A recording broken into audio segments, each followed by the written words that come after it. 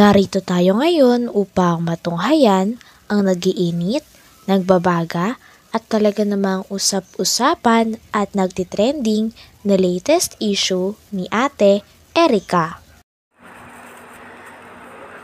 Sa pagpapatuloy ng ating istorya ay inihahambing na nga ni Kalingap Val Santos Matubang ang ganda ni Ate Erica sa ganda ni Ate Viancy na bago ng ka-love team ni Kalingap Edu. Sabi nga ni Kalingap Val ay hindi naman daw talaga masama maghambing dahil nasa sa isang pamilya lang naman daw sila at gusto nga ito gawin ni Kalingap Val dahil gusto niya lang naman malaman kung sino talaga ang mas loyal sa dalawa at ang tunay na maganda. Kalingap, ngayon po yati pong titingnan at bubuksan natin itong ating thumbnail ngunyan. Viancy and Erica. Huwag niyong isipin po na ako ay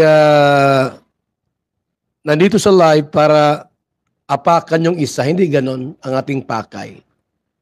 O kaya ay siraan yung isa. Hindi ganon po. Hindi po masama na ihambing. Pagdating po sa loyalty sa Kalingap, kung sino sila. Hindi masamang ihambing yon. It's normal. Kaya sa mga anak ninyo, may anak kayo, minsan may pagkakataon po na inihahambing ninyo sa kwentuhan, sa kapitbahay ninyo. Alam mo, Mari, yung isa kong kapatid na bunso, grabe, ang sisipag, laging may pera ako. Pag dumating sa bahay, nagbibigay. Yung panganay, Diyos ko po, wala man lang. Normal yon sapagkat we are one family. Kalingap. Subalit, mga kaibigan, i-check loyalty ko lang po, i-check lang natin kung talagang sino talaga ang talagang tunay na maganda. Ha? Kasi mayroong maganda at mayroong fake ha? Peking maganda. Ha? Ang tawag natin dyan mga kalingap, may itsura lang. Ako po mga kalingap, hindi ako gwapo. Val Santos Matubang, gwapo mo, hindi po mali po yon. Ako po ay meron lang itsura. Itsura, may kahawig. Kuya, may kahawig ka, yung artista. Sino yon? O yung kahawig mo yon. Kaya ako po may itsura. May kaitsura lang. Yung tunay po, yung legit, yung gwapo talaga. Ako po ay may itsura lang. Si Kalingap Prab, yun ang gwapo. Yun ang tunay. Diba? O may nagtatanong dito, Kuya Bal, si Ruel ba ay gwapo?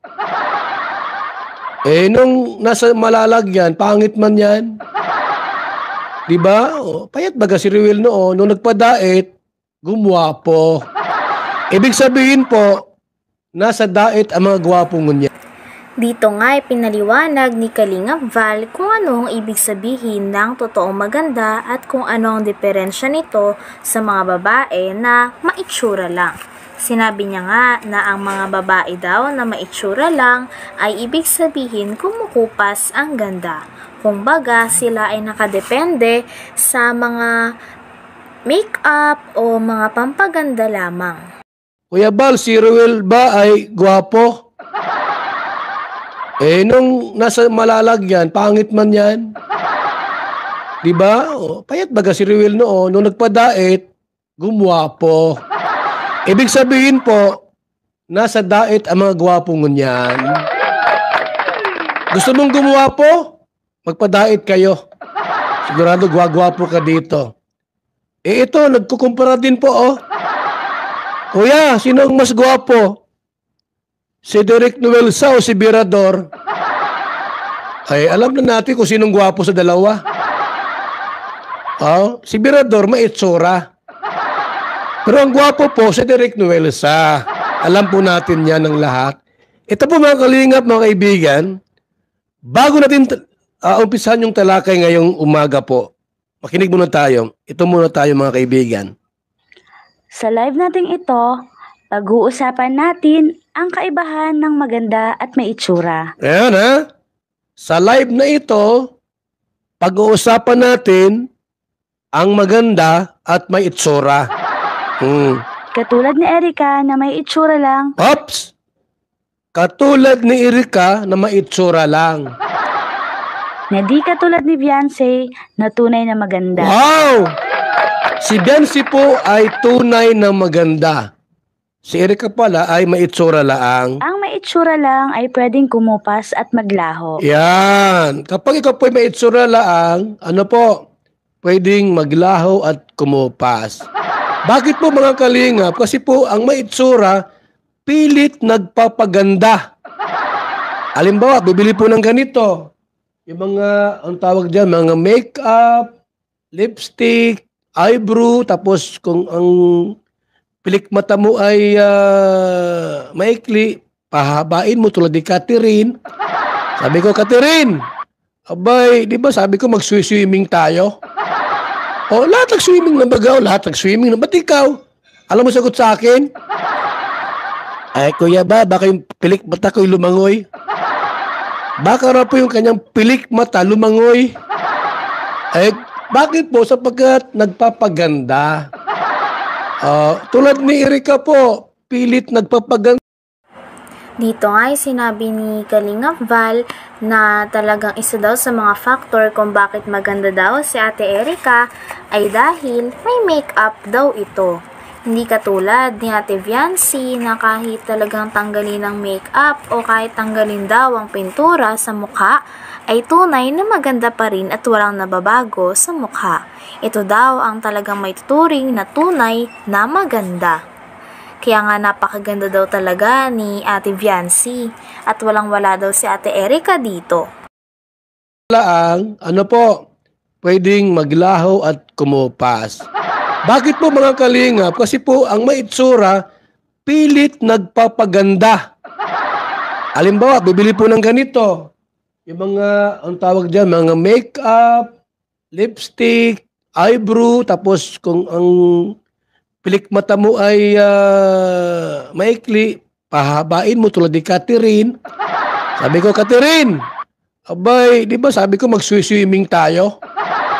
O, lahat nag-swimming na bagaw, lahat nag-swimming na. Ba't ikaw? Alam mo sagot sa akin? Ay, kuya ba, baka yung pilik mata ko'y lumangoy? Baka raw po yung kanyang pilik mata lumangoy. Eh, bakit po? Sapagkat nagpapaganda. Tulad ni Erika po, pilit nagpapaganda. Diba? Yung mukha niya may pintura. Pero si Beyonce po, mga kalingap, kahit walang pintura ang mukha, lumalabas ang tunay na ganda.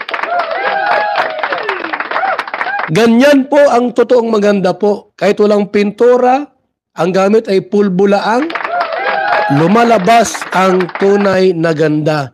Yung nagmi-makeup, nagli-lipstick, ang tawag dyan, trying hard.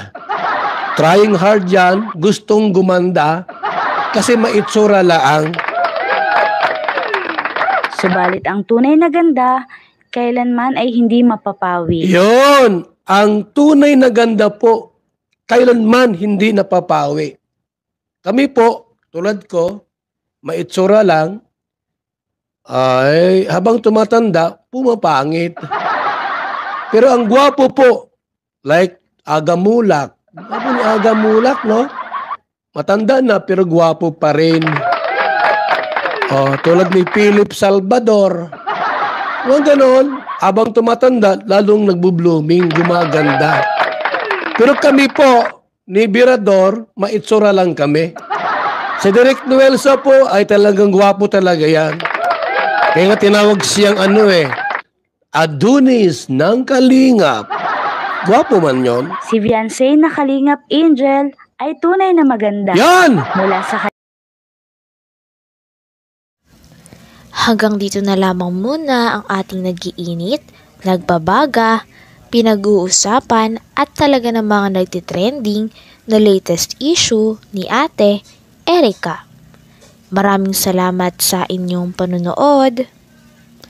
Hanggang sa muli. Bye!